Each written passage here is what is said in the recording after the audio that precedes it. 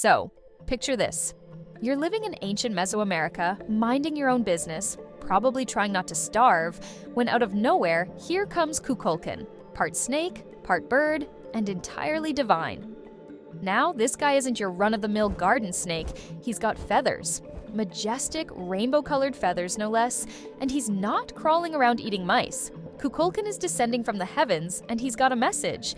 Hey, I'm here to shake things up. You see, Kukulkan wasn't just a pretty face. He was the god of wind, rain, and storms, which, in case you didn't know, were pretty essential if you wanted your corn crops to actually grow. So, naturally, the Mayans were like, yeah, we'll take the feathered snake thing over famine, thanks. But Kukulkan didn't stop at just controlling the weather.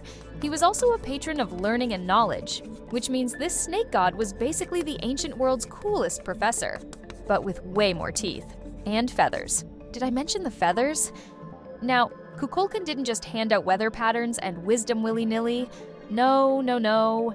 He wanted to be remembered. So, the Mayans, who were great at reading the room, built him some pretty spectacular monuments, none more famous than the pyramid at Chichen Itza. Ever heard of it? Of course you have. It's only one of the most iconic structures of ancient Mesoamerica. And here's where it gets even cooler. Twice a year during the spring and fall equinox, the sun hits the pyramid just right, and a shadow slithers down the steps like our old pal Kukulkan. It's like an ancient light show, and let's be real, if Netflix existed back then, this would be the top-billed event. Now, you might be wondering, was Kukulkan just a snake with a cool feathered coat and a pyramid party trick? Oh, sweet summer child, there's so much more. Legend says he also helped create the world. You know, casual stuff. Along with a few other gods, Kukulkan reportedly helped separate the land from the primordial sea, where no one was having a good time, trust me. Then, as if that wasn't enough for a lifetime of deity duties, Kukulkan gave humans things like agriculture and architecture. Imagine being the god responsible for teaching early humans to farm. That's like giving someone the Wi-Fi password today. Total game changer. But Kukulkan didn't just stay in his sky palace, occasionally blessing the Mayans with good weather or architectural inspiration. He traveled the land disguised as a humble man, teaching civilization, arts, and crafts, kind of like a snake-shaped Tony Robbins, but less of the self-help seminars and more, world building. The Mayans loved him for this, because who wouldn't love a god that rolls up and says, hey, here's how you can stop living in mud huts and grow your own food? Of course, as with any deity worth their salt, Kukulkan had his darker side too.